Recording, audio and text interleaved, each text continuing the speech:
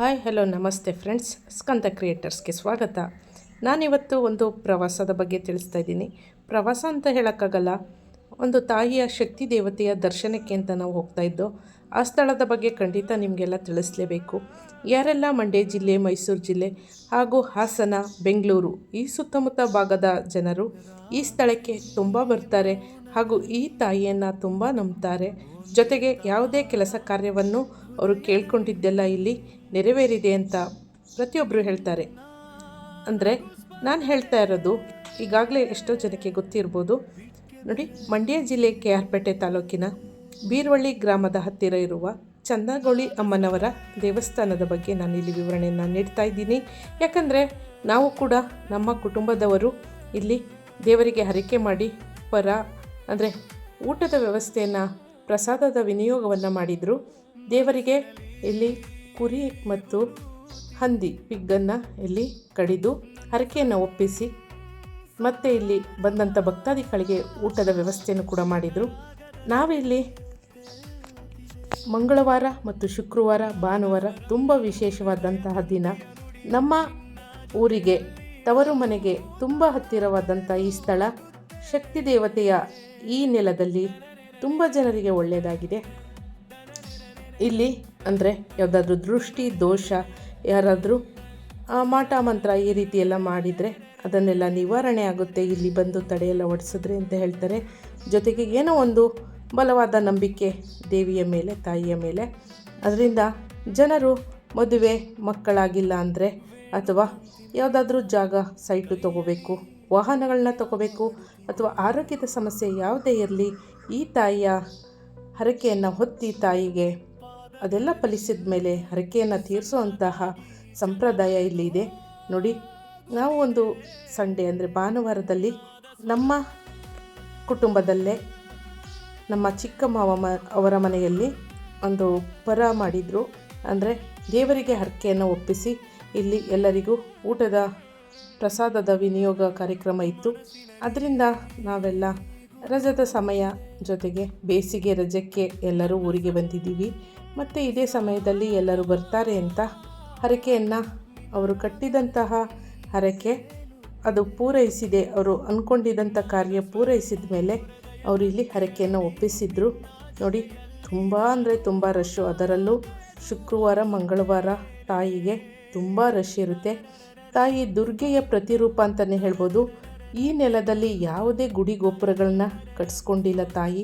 ನನಗೆ ಯಾವುದೂ ಬೇಡ ಅಂತ ಇಲ್ಲಿ ನೋಡಿ, ಈ ಥರ ಸ್ಥಳದಲ್ಲಿ ಜನಗಳು ನೇರವಾಗಿ ಹೀಗೆ ಕ್ಯೂನಲ್ಲಿ ಹೋಗಿ ದೇವಿಗೆ ಒಂದು ಹಣ್ಣು ಕಾಯಿ ಧೂಪವನ್ನು ಅವರೇ ಸ್ವತಃ ಮಾಡಿಕೊಂಡು ಮುಂದೆ ಸಾಕ್ತಾರೆ. ಇದಕ್ಕೆ ಯಾವುದೇ ಪುರೋಹಿತರ ಮತ್ತು ಇಲ್ಲಿ ಪೂಜೆ ಮಾಡಿಕೊಡೋರು ಅಂತ ಯಾರಿಲ್ಲ, ನಾವೇ ಹೋಗಿ ಪೂಜೆ ಮಾಡಿಕೊಡೋದು. ಮತ್ತು ಇಲ್ಲಿ ಹರಕೆಯನ್ನು ಹೊತ್ಕೊಂಡವರು ಖಂಡಿತ ಇಲ್ಲಿ ಹರಕೆಗಳು ಫಲಿಸಿದ್ದಾವೆ ಅಂತಲೇ ಹೇಳ್ತಾರೆ. ತುಂಬ ಶಕ್ತಿ ದೇವತೆ ಮತ್ತು ಎಲ್ಲರ ನಂಬಿಕೆಯ ದೇವತೆ ಅಂತಲೇ ಹೇಳ್ಬೋದು. ನಾವು ಕೂಡ ಹೋಗಿ, ನಾವು ಏನೂ ಹರಕೆಯನ್ನು ಕಟ್ಟಲಿಲ್ಲ, ಏನೋ ದೇವರಲ್ಲಿ ಒಳ್ಳೇದು ಮಾಡಲಿ, ಎಲ್ಲರೂ ಚೆನ್ನಾಗಿಟ್ಟಿರಲಿ ಅಂತ ಬೇಡಿಕೊಂಡು ಒಂದು ಪೂಜೆ ಮಾಡಿ ನಮ್ಮ ಕುಟುಂಬದವ್ರದ್ದೇ ಆದಂತಹ ಇಲ್ಲಿ ಹರಕೆ ಒಪ್ಪಿಸ್ತಾಯಿದ್ರು. ನಾವು ಕೂಡ ಎಡೆ ಅಂದರೆ ಮಾಡಿದಂತಹ ಅಡಿಗೆಗಳು, ನಾನ್ ವೆಜ್ ಅಡಿಗೆನೇ ಇಲ್ಲಿ ಫೇಮಸ್ಸು. ತಾಯಿಗೆ ನಾನ್ ವೆಜ್ ಇಲ್ಲಿ ಮಾಡೋದು, ಕುರಿ, ಕೋಳಿ, ಹಂದಿ ಹೀಗೆ ಬೇಟೆಯನ್ನು ಕೊಟ್ಟು, ರಕ್ತಬಲಿಯನ್ನು ಕೊಟ್ಟು ಅಡುಗೆ ಮಾಡಿ ಇಲ್ಲೇ ಪ್ರಸಾದವನ್ನು ಎಲ್ರಿಗೂ ಊಟಕ್ಕೆ ಹಾಕ್ತಾರೆ. ಹಾಗೆ ನಮ್ಮ ಕುಟುಂಬದವರಾದಂತಹ ನಮ್ಮ ಚಿಕ್ಕ ಮಾವನ ಮನೆಯೂ ಕೂಡ ಹರಕೆಯನ್ನು ಮಾಡ್ಕೊಂಡಿದ್ರು.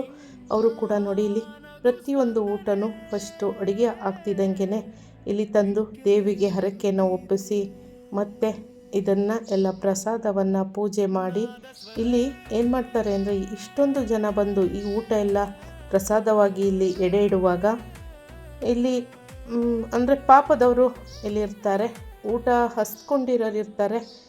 ಅಂಥವರಿಗೆ ಸ್ವಲ್ಪ ಪ್ರಸಾದದಲ್ಲಿ ಸ್ವಲ್ಪ ಭಾಗವನ್ನು ನಾವು ಎತ್ತಿಟ್ಕೊಂಡು ಹಸಿದು ಬಂದವರಿಗೆ ಈ ಊಟಗಳೆಲ್ಲನೂ ಪೂಜೆ ಆದಮೇಲೆ ಕೊಟ್ಬಿಡ್ತಾರೆ. ನೋಡಿ, ಪ್ರತಿಯೊಂದು ಐಟಮು ಕೂಡ ಮಾಡಿದರು. ಎಲ್ಲ ಐಟಮ್ನು ಒಂದು ತಪ್ಪಿಸ್ಬಾರ್ದು. ಅದರಲ್ಲೂ ಲಿವರು ಅಂದರೆ ನಾವು ಹಂದಿನ ಕಡಿದ್ರೆ ಅಥವಾ ಕುರಿಯನ್ನು ಕಡಿದ್ರೆ ಅದರದ್ದು ಲಿವರು, ಇದು ದೇವರಿಗೆ ಪ್ರಿಯವಾದದ್ದು ಅಂತಾರೆ. ಅದನ್ನು ಸುಟ್ಕೊಂಡು ಬಂದು ಬೆಂಕಿಲಿ ಈ ರೀತಿ ಇಡ್ತಾರೆ. ನೋಡಿ, ಪೂಜೆ ಎಲ್ಲ ಮಾಡ್ತಾಯಿದ್ದೀವಿ. ನಾವು ಸಹ ಎಲ್ಲ ಒಟ್ಟಿಗೆ ಸೇರಿಕೊಂಡು ಪೂಜೆಯನ್ನು ಮಾಡಿದ್ರು. ಇವರ ಮನೆಯಲ್ಲೇ ಹರಕೆಯನ್ನು ಮಾಡಿಕೊಂಡಿದ್ದು. ಹಾಗಾಗಿ ಪೂಜೆ ಎಲ್ಲ ಮುಗಿಸಿ ಇಲ್ಲಿಯ ಪ್ರಸಾದವನ್ನು ಸ್ವಲ್ಪ ಸ್ವಲ್ಪ ಅದೇ ಪಾತ್ರೆಗೆ ತೆಗೆದುಕೊಂಡು ಮಿಕ್ಕಿದ್ದನ್ನು ಅಲ್ಲಿ ಹಸಿದು ಬಂದವರಿಗೆ ಹಾಗೆ ಅದೇ ತಟ್ಟೆಗಳನ್ನ ಕೊಟ್ಟು ವಾಪಸ್ಸು ನಾವೇ ತೀರ್ಥಗಳನ್ನ ಹಾಕಬೇಕು, ನಾವೇ ಪೂಜೆಯನ್ನು ಮಾಡಬೇಕು.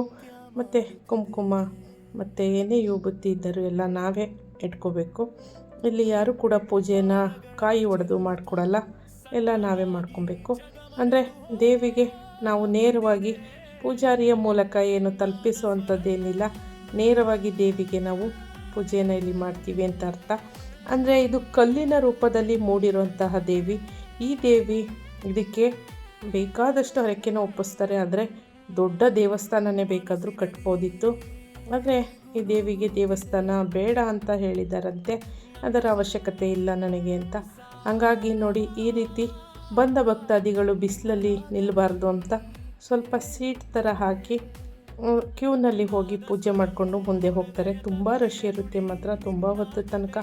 ಕೆಲವರು ಇಲ್ಲಿ ಕಾಯಿನನ್ನು ಅಂದರೆ ₹1, ₹2 ಈ ನಾಣ್ಯಗಳನ್ನ ಆ ದೇವಿಯ ಹಣೆ ಮೇಲೆ ಅಂಟಿಸಿ ಏನೋ ಒಂದು ಕೇಳ್ತಾರೆ. ಅಂದರೆ ಈ ಕಾರ್ಯಗಳು ಆಗುತ್ತಾ ಆಗಲ್ವ ಅಂತ ಕೇಳ್ತಾರೆ. ಆಗೋದಿದ್ರೆ ಆ ನಾಣ್ಯ ಬೀಳಲ್ಲ, ಆಗಲ್ಲ ಅಂದರೆ ನಾಣ್ಯ ಬಿದ್ದೋಗುತ್ತಂತೆ. ಬಿಗಿಯಾಗಿ ಆ ನಾಣ್ಯ ಆ ದೇವಿಯ ಹಣೆಯಲ್ಲಿ ಕಚ್ಕೊಂಡ್ರೆ ಕಾರ್ಯಗಳೆಲ್ಲ ಆಗುತ್ತಂತೆ. ಈ ರೀತಿ ಒಂದು ನಂಬಿಕೆಯೂ ಕೂಡ ಇದೆ ಇಲ್ಲಿ ನೋಡಿ.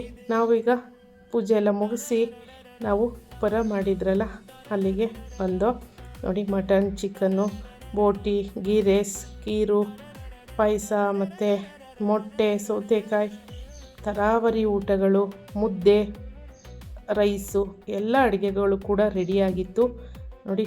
ಮೊಸರುಳ್ಳಿ ಮತ್ತು ಎಲ್ಲ ರೀತಿಯ ಅಡುಗೆ, ಮಜ್ಜಿಗೆ, ಮೊಸರು, ಊಟಕ್ಕೆ ಬಿಸಿಲಲ್ವ ಪ್ರತಿಯೊಂದು ಇತ್ತು. ಮತ್ತು ಇಲ್ಲಿ ಒಂದು ಪ್ರಶಾಂತವಾದ ವಾತಾವರಣದಲ್ಲಿ ಚೌಟ್ರಿ, ಚಿಕ್ಕ ಚಿಕ್ಕ ಹೀಗೆ ಸೀಟೆಲ್ಲ ಹಾಕಿ ಸಣ್ಣ ಸಣ್ಣ ಮನೆಗಳ ಥರ ಚೌಟ್ರಿ ಹಾಲ್ ಥರ ಮಾಡಿದ್ದಾರೆ. ಇಲ್ಲಿ ಬಾಡಿಗೆಗೆ ಸಿಗುತ್ತವೆ ಜಾಗ. ಆ ಜಾಗದಲ್ಲಿ ಬಂದು ಹೀಗೆ ಪರ ಮಾಡಿಕೊಂಡು ಎಲ್ಲ ಹರಕೆಯನ್ನು ಒಪ್ಪಿಸಿ ತಾಯಿಗೆ ಹೋಗ್ತಾರೆ. ತುಂಬ ಏನಿಲ್ಲ, ಒಂದು 10, 15, 20 ಚೌಟ್ರಿಗಳಿರ್ಬೋದು. ಅದರಲ್ಲೂ ತುಂಬ ರಶ್ ಆಗ್ತವೆ, ಸಿಗೋದೇ ಕಷ್ಟ. ಮುಂಚೆನೇ 1 ತಿಂಗಳು 2 ತಿಂಗಳು ಮುಂಚೆನೇ ಬುಕ್ ಮಾಡ್ಕೊಬೇಕು ಚೌಟ್ರಿನೂ ಕೂಡ. ಅಂದರೆ ದೊಡ್ಡ ಚೌಟ್ರಿ ಎಲ್ಲ ಮದುವೆ ಅಷ್ಟಲ್ಲ, ಸಿಂಪಲ್ಲಾಗಿ ಬಂದವರೆಲ್ಲ ಊಟ ಮಾಡಿ ಅಲ್ಲಿ ನಿಲ್ಲಲ್ಲ, ವಾಪಸ್ ಹೋಗ್ತಾರಲ್ಲ. ದೇವರ ದರ್ಶನ ಮಾಡಿ ಬಂದು ಊಟ ಮಾಡಿ ಹೋಗ್ತಾರೆ. ಅದರಿಂದ ಇಷ್ಟು ಸಾಕು. ಮತ್ತು ಹೀಗೆ ತೋಟದ ಮಧ್ಯದಲ್ಲಿ ಒಳ್ಳೆ ಪ್ರಶಾಂತ ವಾತಾವರಣದಲ್ಲಿ ದೇವಿಯ ದರ್ಶನದ ಜೊತೆಗೆ ಒಂದು ಒಳ್ಳೆ ಪ್ರಸಾದದ ಊಟವನ್ನು ಮುಗಿಸಿ ನಾವು ಕೂಡ ಸಂಜೆವರೆಗೆ ಇದ್ದು ಮನೆ ಕಡೆ ಬಂದು, ಇದೊಂದು ಚಿಕ್ಕ ನಮ್ಮ ಪ್ರವಾಸ ಅಂತಲೇ ಹೇಳ್ಬೋದು. ಅದನ್ನು ನಾನು ನಿಮ್ಮೊಟ್ಟಿಗೆ ಹಂಚ್ಕೋತಾ ಇದ್ದೆ ಇವತ್ತು.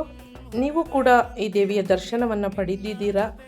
ಹಾಗಾದರೆ ಯಾವಾಗ ಬಂದಿದ್ರಿ ಮತ್ತು ಆ ದೇವಿಯಿಂದ ನಿಮಗೆ ಖಂಡಿತ ಒಳ್ಳೆಯದೇ ಆಗಿರುತ್ತೆ. ಕಮೆಂಟ್ ಮಾಡಿ ತಿಳಿಸಿ. ಮತ್ತು ಬರೋಕ್ಕೆ ಇಚ್ಛೆ ಇರೋರು ಖಂಡಿತ ಬಸ್ಸಿನ ವ್ಯವಸ್ಥೆ, ಆಟೋ, ಪ್ರತಿಯೊಂದು ಜೀಪು ಹೀಗೆ ವ್ಯವಸ್ಥೆಗಳುಂಟು. ಕೇರ್ಪೇಟೆಯಿಂದ ಬರ್ಬೋದು, ಅಕ್ಕಿಯಬಾಳಿಂದ ಬರ್ಬೋದು. ನೋಡಿ, ಕೇರ್ಪೇಟೆಯಿಂದ ಸುಮಾರು 10-15 ಕಿಲೋಮೀಟರ್ ಆಗುತ್ತೆ ಈ ಜಾಗ. ತುಂಬ ಸುಂದರವಾದ ಮತ್ತು ಶಕ್ತಿ ದೇವತೆಯ ಜಾಗ ಅಂತಲೇ ಹೇಳ್ಬೋದು. ನಾನು ಇವತ್ತು ಹಂಚ್ಕೊಂಡಿರೋ ವಿಡಿಯೋ ನಿಮಗೆ ಇಷ್ಟ ಆದರೆ ಕಮೆಂಟ್ ಮಾಡಿ, ಲೈಕ್ ಮಾಡಿ, ಸಬ್ಸ್ಕ್ರೈಬ್ ಮಾಡಿಕೊಂಡು ನಮ್ಮ ಚಾನಲ್ನ ನೋಡಿ ಸಪೋರ್ಟ್ ಮಾಡಿ. ಥ್ಯಾಂಕ್ ಯು, ಧನ್ಯವಾದಗಳು. ಎಲ್ರಿಗೂ ಶುಭವಾಗಲಿ ಫ್ರೆಂಡ್ಸ್.